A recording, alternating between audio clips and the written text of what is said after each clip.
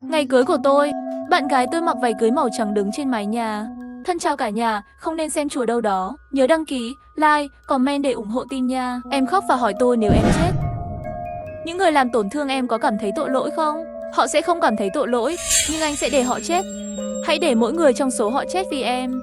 Nếu anh còn yêu em, nếu như em không nỡ để anh giết người, đừng nhảy. Anh đã chăm sóc em cả đời, anh lau nước mắt, nở ra một nụ cười, xin lỗi. Nhưng em không chịu nổi nữa. Mỗi ngày em còn sống đều nghĩ đến cái chết. Tôi yên lặng nhìn em, không biết mình đang nói gì. Trong lòng lại có một nỗi buồn, mặc dù tôi yêu em ấy, nhưng nếu em nhảy xuống, tôi thực sự cũng hiểu cho em. Hôm đó là chúng tôi thử váy cưới. Em ấy ngượng ngùng hỏi tôi có đẹp không. Trong cửa hàng có một cậu bé được người lớn đưa đến, nghe thấy rồi lập tức nghịch ngợm hét lên. Thật xấu xí, bạn gái tôi trông rất không vui. Tôi vội vàng bảo em ấy đừng để ý, dù sao trẻ con nói linh tinh. Lúc này em ấy mới vui vẻ nói với tôi, vậy anh còn không mau đi mua cho công chúa điện hạ một tách trà sữa sao? Mặc váy cười nóng quá. Tôi ngốc nghếch đồng ý rồi, mau chạy đi mua trà sữa cho cô ấy. Chính lúc này là tôi tan phá cả cuộc đời cô ấy. Khi tôi trở về với cốc trà sữa, từ xa đã thấy cửa hàng áo cưới đầy người. Nhiều người còn lấy điện thoại di động ra ghi hình. Tôi đang tự hỏi chuyện gì đang xảy ra. Khoảnh khắc tôi chen vào đám đông, nhưng lại thấy bạn gái tôi nằm trên mặt đất. Cô gái thường được tôi yêu như một công chúa, bị một người phụ nữ đè xuống đất. Cậu bé trước đó đứng cạnh cô ấy, giơ tay lên và tát cô ấy. Khi cô ấy tát vào mặt bạn gái tôi, phụ nữ còn khen ngợi thằng nhóc làm tốt. Em yêu, đánh lại đi. Bạn gái tôi không dám đánh trả. Cô ấy chỉ biết ôm hai tay trước ngực, khóc nói đừng chụp nữa, làm ơn đừng chụp tôi. Nhưng người qua đường xem náo nhiệt không quá lớn, vẫn nhắm điện thoại vào. Tôi đã phát điên vì cô ấy, giật điện thoại bên cạnh lên và đập vỡ nó, xông vào cửa hàng và đẩy người phụ nữ đó ra, ôm chặt bạn gái tôi. Cô ấy run rẩy trong vòng tay tôi, nắm chặt quần áo tôi bằng cả hai tay, khóc nấc lên. Nhìn cô ấy như thế này, trái tim tôi như tàn vỡ. Hỏi cô ấy xem có chuyện gì, nhưng cô ấy chỉ khóc và khóc, toàn thân đều run rẩy, không thể nói một lời, chỉ là nắm chặt quần áo của tôi không buông tay. Cuối cùng là nhân viên bán váy cưới kể cho tôi toàn bộ câu chuyện. Thì ra sau khi tôi đi, bạn gái tôi cởi áo cưới để thay bộ thứ hai. Dì của cậu bé cũng đến thử váy cưới. Dì của nó đang trang điểm. Mẹ nó đang ở chỗ gì? Không có người lớn trông trẻ em thì tùy tiện ở trong cửa hàng chơi. Thằng nhóc tinh nghịch kéo rèm vải của bạn gái tôi ra. Khi bức màn được kéo ra, cả cửa hàng đều thấy cô ấy không mặc quần áo. Cô ấy xấu hổ và giận dữ, vô thức tát đứa trẻ đó. Kết quả là cha mẹ của đứa trẻ rất tức giận, mắng cô ấy không biết xấu hổ đánh trẻ con, tiến lên và giữ cô ấy lại, dạy trẻ đừng sợ hãi, bị bắt nạt thì đánh lại. Bà ta đánh người rất ác. Để không cho bạn gái tôi có cơ hội đánh trả, bà ta lột quần áo, lợi dụng sự xấu hổ của người khác, làm điều điên rồ nhất. Vô số đau khổ trong lòng tôi không ngừng phóng đại. Tôi ôm cô ấy trong lòng thật sự rất đau. Là đàn ông, ai có thể chấp nhận cô gái mình bảo vệ bị người khác làm nhục và bị đánh đập? Chỉ cần tưởng tượng những gì đã xảy ra với cô ấy, tôi thậm chí còn cảm thấy đau khi thở. Cửa hàng đã báo cảnh sát rồi, cảnh sát sẽ đến sớm thôi. Người phụ nữ hét vào mặt cảnh sát, nói muốn đưa trẻ đến bệnh viện kiểm tra. Nếu trẻ bị đánh có vấn đề, tuyệt đối không tha cho chúng tôi. Một cảnh sát đến hỏi chúng tôi, nhưng bạn gái tôi vẫn run rẩy trong vòng tay tôi, không thể nói một lời. Tôi nhìn cô ấy trong bộ dạng này trong lòng càng ngày càng sợ hãi, nói với cảnh sát, đưa bạn gái tôi đến bệnh viện kiểm tra trước được không? Bà ta nhìn người phụ nữ đó lập tức hét lên giả vờ làm gì? Giả vờ là kinh tởm nhất. Tôi đã từng cho con tôi bú, bị người nhìn thấy cũng cảm thấy không có gì. Phụ nữ thật sự nào có loại nào như vậy? Tôi thực sự muốn xé miệng bà ta ra. Nhưng lúc này đây, tôi tràn đầy sự an ủi của bạn gái tôi không thể quan tâm đến cảnh sát bên cạnh. Đưa cô ấy ra ngoài, lên xe cảnh sát. Hãy đưa chúng tôi đến bệnh viện trước. Đến bệnh viện, cảnh sát nói đây có lẽ là đánh nhau. Tình hình cụ thể phải đợi báo cáo thương tích ra trước. Bác sĩ đang làm kết quả xét nghiệm cho cô ấy. Ngồi. Bác sĩ cau mày bảo tôi ra ngoài trước. Tôi chỉ có thể ra trước và cậu bé ra ngay sau đó. Thậm chí không phải là vết thương nhẹ. Nó chạy đến chỗ mẹ nó, che mặt khóc nói mình đau. Người phụ nữ ôm đứa bé nhìn chằm chằm vào tôi một cái, không ngừng dỗ dành trẻ em, đừng sợ. Sau này nếu còn có người bắt nạt con, chúng ta đều phải đánh lại. Tôi đan tay lại, cầu nguyện đừng có gì xảy ra. Một lát nữa cánh cửa mở ra, bác sĩ đi ra. Nhưng bạn gái tôi không ra. Bác sĩ nói với chúng tôi rằng tình hình rất phức tạp. Bệnh nhân bị khó thở và cô ấy không ổn định về mặt tinh thần. Tôi sẽ liên hệ với xe cứu thương để chuyển đến bệnh viện trung tâm. Có thể có rối loạn căng thẳng sau chấn thương. Tôi choáng váng rồi. Lúc này bà kia cũng chết lặng, vội nói, Chẳng lẽ tôi là người duy nhất cảm thấy cô ta quá khoa trương? Đây là thời đại nào rồi? Cho mọi người xem có sao? Lúc đó cô ta còn mang theo miếng dán ngực. Nếu cô ta thật sự cổ hủ như vậy, chuyện này sẽ có bệnh tâm thần. Vậy làm phiền cô ấy đừng chạy ra ngoài làm hại người. Trước khi điện thoại kết thúc, tôi chạy đến bên cạnh bà ta, túm lấy một bên tóc của bà ta, kéo bà ta vào cạnh nhà vệ sinh. Cảnh sát thấy có chuyện, vội vàng đến ngăn cản chúng tôi và tôi nhanh chóng đóng cửa lại. Đứa bé đó vì bị mẹ ôm, cũng bị kéo vào nhà vệ sinh. Bên ngoài đang lo lắng gõ cửa. Bà ta hỏi tôi muốn làm gì. Ngươi còn đánh người trước mặt cảnh sát sao? Tôi đấm vào bụng bà ta rồi. Đánh bà ta quỳ xuống đất. Hắn ôm bụng đau đớn đánh. Đánh người rồi, cảnh sát. Tôi kéo tóc bà ta và kéo xuống. Cậu bé ngã xuống đất, khóc và giơ nắm đấm nhỏ lên đánh tôi. Tôi không để ý đến thằng nhóc này, tiếp tục kéo người phụ nữ về phía trước, đẩy cửa phòng vệ sinh. Bà ta hoảng sợ hỏi tôi muốn làm gì. Tôi nhét đầu bà ta vào nhà vệ sinh. Toàn bộ khuôn mặt của bà ta bị nhét vào nhà vệ sinh, bắt đầu đã nôn mửa và tôi đè đầu xuống. Tiếp theo ấn xả nước. Tôi gần giọng, miệng thối quá. Vậy thì rửa miệng cho bà trước đã. Bà ta cố gắng đứng dậy và bị tôi ấn lại. Bà ta muốn nôn, lại bị ép nuốt lại. Người phụ nữ co giật. Cửa bị cảnh sát đạp ra, giơ tay lên, lạnh lùng nói tôi sẽ không chống cự. Xin đưa bạn gái tôi đến bệnh viện lớn. Và bà chị này cũng bị dọa sợ rồi. Đó hoàn toàn là vì trái tim quá yếu đuối. Xin đừng ra ngoài làm hại người. Tôi bị đưa đến đồn cảnh sát, nói với cảnh sát ở đồn cảnh sát, bạn gái tôi và tôi là chuyện nào ra chuyện đấy. Tôi đánh cô gái này, tôi sẵn sàng bị trừng phạt. Nhưng bà ta đánh bạn gái tôi, bà ta phải trả giá. Cuộc sống không phải là phim truyền hình, không phải cái gì cũng có thể có được một cuộc sống công bằng. Người phụ nữ đó chỉ bị giam 1 ngày, bởi vì còn có 2 đứa con ở nhà. Bà ta là phụ nữ cho con bú, rất nhanh sẽ được thả ra. Chúng tôi muốn làm án hình sự, nhưng cảnh sát nói bạn gái tôi không bị thương. Không làm được. Đối với rối loạn căng thẳng sau chấn thương đơn giản, chưa đủ tiêu chuẩn bị thương nhẹ, tôi không cam lòng lại đưa bạn gái tôi đi hỏi ý kiến luật sư. Luật sư nói với chúng tôi, loại chuyện này chỉ có thể tự nhiên xui xẻo. Tôi đã kiện đòi bồi thường dân sự, đề nghị chúng tôi xem xét. Tôi hỏi luật sư xem có thể kiện tội xúc phạm không. Đó là những gì tôi tìm thấy trên mạng. Luật sư lắc đầu nói với tôi, chăm sóc pháp lý cho phụ nữ cho con bú, không thể để bà ấy vào tù vì chuyện này. Chưa kể khó khăn, coi như may mắn thật sự kiện được rồi, cuối cùng cũng là án treo, hoặc là xem xét sau khi báo cáo. Khi chúng tôi ra khỏi công ty luật, bạn gái tôi buồn bã, nước mắt không ngừng rơi. Tôi ôm cô ấy thật lòng. Cô ấy khóc không thành tiếng trong vòng tay tôi, hỏi tôi, tại sao người xấu không bị trừng phạt? Tôi không nói nên lời. Đối với một số người, bồi thường là một hình phạt. Nhưng theo chúng tôi, chi phí tội phạm quá thấp. Tôi không tin. Tôi không muốn để cô gái của tôi gánh vác kết quả như vậy. Tôi đã thử liên lạc với mấy luật sư nữa, còn đến tòa án để liên lạc. Cuối cùng mọi người đều nói với chúng tôi em rằng nhiều nhất chỉ có thể hỗ trợ tố tụng dân sự. Tinh thần của bạn gái tôi càng ngày càng không tốt. Cô ấy khóc và nói với tôi, sống trên đời này thật mệt mỏi, mỗi lần nhắm mắt lại là một ký ức đau đớn. Bác sĩ tâm lý nói với chúng tôi, cố gắng để cô ấy tìm một cái gì đó có cảm giác hoàn thành càng nhiều càng tốt. Đừng nhàn rỗi, càng nhàn rỗi càng dễ xảy ra vấn đề. Ngày cưới của chúng ta càng ngày càng gần. Cô ấy sẽ tạm thời quên đi nỗi đau, vui vẻ chọn hoa cưới, đi đặt món ăn, thậm chí đích thân thiết kế lễ đường. Nhưng cuộc sống không phải là phim truyền hình, cuộc sống luôn phải ép buộc người tốt đến chết. Khi chúng tôi đã kết hôn, bố mẹ cô ấy bỗng nhiên gọi điện thoại gọi chúng tôi về nhà. Thằng nhóc kia kéo rèm thử đồ của bạn gái tôi. Ngay cả những khách hàng khác trong cửa hàng thấy bạn gái tôi không mặc quần áo. Không, trong cơn tức giận, cô ấy đã tát thằng nhóc đó. Khi mẹ nó phát hiện ra, bà đã đè bạn gái xuống đất, để thằng nhóc tát vào mặt cô ấy. Chuyện này vốn là tổn thương tâm lý rất lớn đối với bạn gái. Nhưng sau những nỗ lực của tôi, thành công đưa sự chú ý của cô chuyển sang chuyện chúng ta kết hôn. Vốn tưởng rằng chuyện này sẽ từ từ quên đi như vậy, nhưng khi chúng tôi sắp kết hôn, bố mẹ cô ấy gọi chúng tôi về nhà. Khi bố mẹ cô ấy nhìn thấy họ đưa cho tôi một phong bì màu đỏ rất lớn. Tôi mở phong bì màu đỏ ra xem, bên trong rất nhiều tiền. Mẹ cô ấy nói, đây là sinh lễ 50.000 tệ mà nhà cậu tặng trước đây. Hôm nay tôi đều trả lại cho cậu. Bên trong tặng thêm 30.000 tệ, là bồi thường của tôi. Tôi không hiểu điều đó có nghĩa là gì. Và bà ấy thở dài và nói với tôi, hy vọng chúng ta có thể hủy đám cưới. Bạn gái tôi sửng sốt, mấy ngày nay cô ấy chạy trước chạy sau đám cưới, bây giờ lại đổi thành một câu hủy hôn lễ. Bố bạn gái tôi bỗng lấy điện thoại ra, đưa cho chúng tôi xem video. Tôi nhìn vào màn hình điện thoại, đây là nhóm chủ nhà của họ.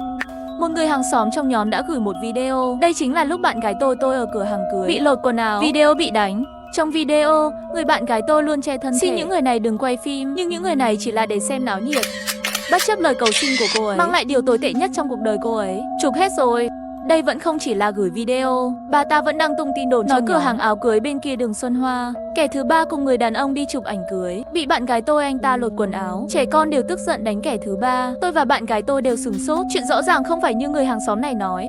Nhưng khi bà ta bịa ra một câu chuyện như thế này, làm cho nội dung video có vẻ rất hợp lý ngay lập tức, bà ta rất phấn khích.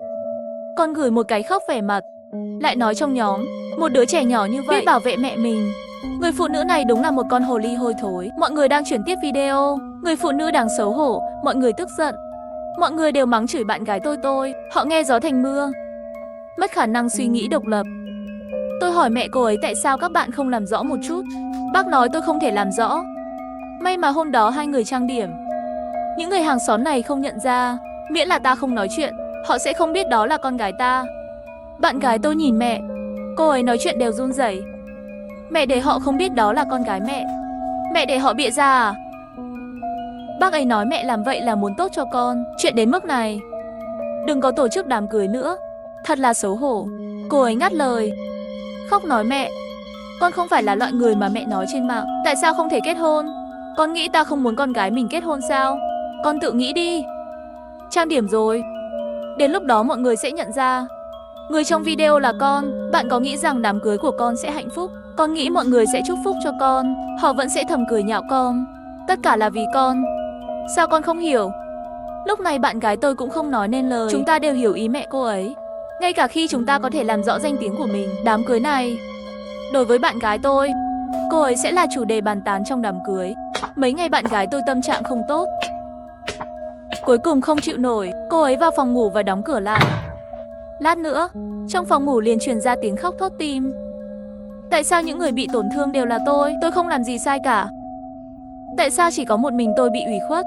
Tôi lắng nghe tiếng khóc của cô ấy, trái tim như dao cứa. Hôm nay chúng tôi bị mắc kẹt trong lựa chọn đau đớn nhất, hoặc là cắn vỡ răng và nuốt vào, để người khác chửi bới bôi nhọ, ít nhất có thể tự sống cuộc sống riêng của mình, đổi lại bình tĩnh, hoặc là tự lên tiếng, nói sự thật đi, nhưng sẽ cho mọi người biết đây là cô gái nhà nào.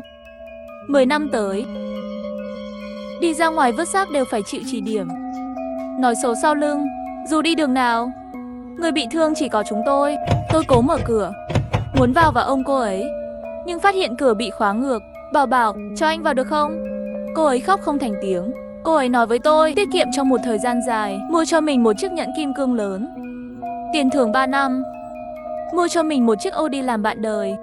Em mơ ước được ngồi trong chiếc xe nhỏ của chúng ta trong chiếc váy cưới, để anh đeo nhẫn cưới cho em.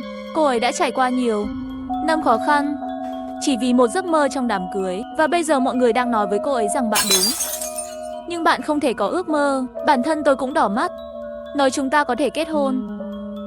Nếu em muốn, em có thể tổ chức đám cưới cùng anh. Anh không sợ bị người khác cười nhạo. Anh chỉ cần em trên đời này.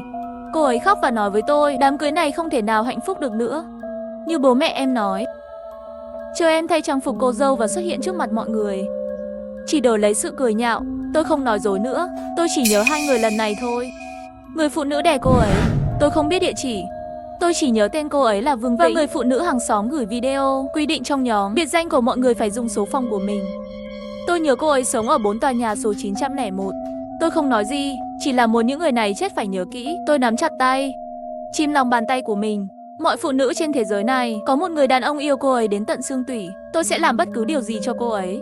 Khi bạn gái tôi ở trong nhà, khi khóc không muốn gặp người, tôi đi thẳng đến 4 tòa nhà 901. Tôi gõ cửa phòng 901, nhưng không ai trả lời. Tôi gõ thêm vài cái nữa. Cửa phòng 902 đã mở. Đó là một đôi vợ chồng già. Họ nghi ngờ hỏi tôi làm gì. Tôi nói tìm nữ chủ hộ 901. Ông bà ngạc nhiên nhìn tôi một cái, sau đó nói với tôi 901 vẫn chưa bán được. Tôi hỏi rồi, 901 nếu không bán được, vậy làm sao có thể có chủ sở hữu tung tin đồn trong nhóm? Sau khi nói lời tạm biệt với vợ chồng già, tôi quyết định đến nhà chủ nhóm hỏi địa chỉ của chủ nhóm. Tôi biết sống ở phòng 503 của tòa nhà này. Tôi đến nhà chủ nhóm gõ cửa. Một người mở cửa. Cậu có việc gì không? Tôi lịch sự bịa ra một lý do, nói về người phụ nữ của gia đình 901 ở 4 tòa nhà. Bà ấy mượn tôi chút tiền, kết quả là tôi bị chặn. Tôi không muốn cãi nhau với hàng xóm trong nhóm, sợ làm cho quá khó coi. Nhưng khi tôi đến 901 để tìm người, hóa ra căn nhà không bán được. Chủ nhóm nghe xong mới hạ cảnh giác, mở cửa hoàn toàn. Rất bất đắc dĩ nói cho tôi biết, lúc trước có một cô gái đến tìm tôi với hợp đồng thuê nhà, nói mình là người thuê phòng 901. Chúng tôi cho phép người thuê vào nhóm. Hóa ra người phụ nữ đó vào không lâu, thường xuyên quảng cáo trong nhóm. Một số làm sale để tiện cho khách hàng, sẽ ngụy trang thành chủ thuê để vào nhóm. Chắc là trên trang web của cơ quan quản lý nhà ở. Tin thấy 901 vẫn chưa bán được, giả vờ người thuê vào nhóm. Không ai nghĩ cô ấy còn mượn tiền người trong nhóm. Tôi theo điện thoại của nhà quảng cáo, số đã được gọi đi, nhưng sau khi gọi xong tôi lại sửng sốt. Xin chào, số bạn gọi là số trống. Làm sao có thể là số trống? Chẳng lẽ khi người phụ nữ đó quảng cáo trong nhóm, ngay cả số điện thoại cũng điền sai sao? Tôi càng cảm thấy nghi ngờ. Một người không thuộc về nơi này, người thuê lấy hợp đồng giả vào nhóm chủ sở hữu để quảng cáo. Điện thoại vẫn là số trống. Không thể đó được. Tôi không thể không hỏi chủ nhóm. Vậy tiền của tôi không lấy lại được sao? Có cách nào tìm được bà không? Chủ nhóm bỗng nhiên giơ ngón tay lên chỉ đỉnh đầu của mình. Tôi mới phát hiện trên đó có một camera giám sát. Người phụ nữ đó đến nhà tôi, chắc chắn đã bị camera giám sát chụp lại rồi. Nhưng tôi không biết dùng. Chờ chồng tôi đi công tác về, tôi bảo ông ấy chuyển camera giám sát cho cậu. Tôi liên tục cảm ơn chủ nhóm, đành phải rời đi với sự tiếc nuối trước. Mặc dù tạm thời không tìm thấy kẻ tung tin đồn đó, nhưng đến bây giờ, quan trọng nhất, trước tiên hãy bình tĩnh lại cảm xúc của bạn gái tôi. Tôi quyết định dù sao, tôi sẽ kết hôn với cô ấy. Nhưng ngay trong ngày cưới, mẹ cô ấy một cuộc điện thoại lo lắng, kéo giấc mơ của tôi trở lại thực tế tàn khốc. Tôi vội vã đến khách sạn, nhưng lại thấy bạn gái tôi mặc váy cưới màu trắng, đứng ở ria của mái nhà. Nếu em chết, những người làm tổn thương em có cảm thấy tội lỗi không? Anh có thể trả lời câu hỏi của em trước không? Em lại cảm thấy hoảng sợ khi không đến. Họ sẽ không cảm thấy tội lỗi, nhưng anh sẽ để họ chết. Hãy để mỗi người trong số họ chết cùng em. Nếu em còn yêu anh, nếu em không muốn anh giết người, đừng nhảy. Anh sẽ chăm sóc em cả đời. Kết thúc đám cưới, ngày mai sẽ đi du lịch. Nếu không bao giờ quay lại đây. Cô ấy nhìn tấm vé, nhẹ nhàng nói, anh thật ngốc. Sau đó lau nước mắt, nở một nụ cười. Xin lỗi, em không thể chịu đựng được nữa. Em muốn chết mỗi ngày em cần sống. Rồi cô ấy đưa tay ra, như thể ôm tôi một lần nữa. Thân thể lại ngã về phía sau. Những điều nhỏ bé trước mắt tôi muốn hét lên, nhưng tôi không nói được. Bộ não trống rỗng, cơ thể không ngừng run rẩy. Khi tôi chạy xuống cầu thang, thấy cô ấy nằm trong vũng máu. Váy cưới đã nhuộm đỏ máu. Mẹ cô ấy khóc và ngất ngay tại chỗ. Tôi quỳ bên cạnh cô ấy, run rẩy đưa tay ra đỡ khuôn mặt nhỏ bé của cô ấy. Tôi ngốc nghếch gọi Bảo Bảo, em tỉnh lại đi. Cô ấy không trả lời, không có hơi thở hay mạch đập. Tôi lấy điện thoại ra và gọi xe cứu thương. Điện thoại đột nhiên xuất hiện WeChat nhắc nhở, là tin nhắn của nhóm chủ gửi cho tôi. Chồng tôi về rồi. Đây là ảnh của cô gái 901. Nhìn người phụ nữ trên hình, tôi không khỏi nắm chặt tay. Gương mặt quen thuộc hóa ra là Vương Tĩnh. Hai người họ là cùng một người, lại là bà già này nữa. Trước đây, khi tôi nhét đầu bà ta vào nhà vệ sinh, lẽ ra tôi nên giết à? Tôi không biết địa chỉ của Vương Tĩnh, nhưng khi xảy ra xung đột trước đây, tôi nhớ bộ đồng phục mà con bà ta mặc. Trên đồng phục học sinh ghi trường tiểu học Sơ Tâm đường Xuân Hoa. Chờ tôi không hối hận vì đã để mẹ con các người đến thế gian này. Sau khi yên lặng nhìn xe cứu thương dần dần đi xa, tôi lái xe theo hướng trường tiểu học. Đột nhiên điện thoại của tôi đổ chuông. Tôi không có tâm trạng để nghe điện thoại, nhưng khi tôi nhìn vào màn hình điện thoại, nhưng lại phát hiện trên đó ghi chú hai chữ tiện nhân. Đó là khi chúng tôi xử lý tranh chấp với Vương Tĩnh. Ghi chú của tôi cho bà ta. Tôi vừa kết nối điện thoại, bên kia truyền đến giọng nói run rẩy. Tôi thấy vòng kết nối bạn bè đang lan truyền hình ảnh người dân địa phương nhảy lầu, nhìn rất quen. Có phải bạn gái cậu không? Tôi không trả lời, mà là lạnh lùng hỏi. Người giả làm 901 trong nhóm chủ sở hữu là bà, đúng không? Chuyện không như cậu nghĩ. Cái gì vậy? Sự hiểu lầm trong chuyện này rất lớn. Cậu nghe tôi từ từ giải thích. Thì ra lúc trước ở cửa hàng áo cưới, tôi đã từng đập vỡ điện thoại của một người. Hắn chụp ảnh bạn gái tôi. Sau khi tôi và Vương Tĩnh bị đưa đến đồn cảnh sát, di của đứa trẻ để chứng minh Vương Tĩnh chi đến ép người, không đánh người. Cố ý tự sửa xong điện thoại di động của người đó, lấy một đoạn video làm bằng chứng. Nhưng Vương Tĩnh tức những gì tôi đã làm, cho nên giấu cảnh sát, đã tự sao chép một video, tìm cách tìm hiểu khu phố của bố mẹ bạn gái tôi. Dùng cách này để làm chúng tôi ghê tởm. Ý của tôi chỉ là muốn trút giận, tuyệt đối không muốn ép người ta nhảy lầu. Tại sao bạn gái cậu luôn cực đoan như vậy? Luôn phải dùng cách cực đoan nhất. Giải quyết vấn đề không? Bây giờ gọi điện thoại đến đây là muốn nói gì? Tôi tan làm lúc 8 giờ. Tôi muốn hỏi bạn gái cậu đang ở bệnh viện nào. Tôi sẽ đến tìm các cậu sau khi tan làm. Chúng ta nói chuyện nhé. Bệnh viện Nhân dân số 1. Tôi nói xong liền cúp máy. Nhưng tôi không dừng xe, tiếp tục đi về hướng trường tiểu học Sơ Tâm. Bà ta muốn nói chuyện, nhưng tôi không định nói chuyện. Khi tôi lái xe đến trường tiểu học sơ tâm, chưa kịp xuống xe, tôi thấy Vương Tĩnh ôm đứa bé, vội vàng rời khỏi trường, thuê một chiếc taxi và đi. Nhìn thấy cảnh này, sự tức giận trong trái tim tôi lan ra. Bà ta nói ta làm lúc 8 giờ, bây giờ lại vội vàng đón con sớm. Tất cả đều là lời nói dối. Em sợ Vương Tĩnh bây giờ chỉ muốn chạy trốn thôi.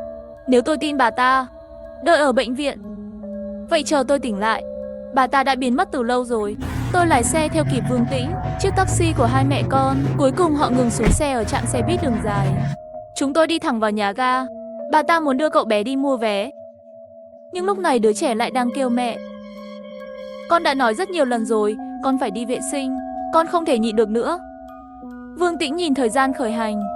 Sau khi xác nhận có thời gian rảnh, mới dẫn đứa bé đi vào nhà vệ sinh. Bà ta ôm đứa bé đi, đặt đầu trẻ lên vai.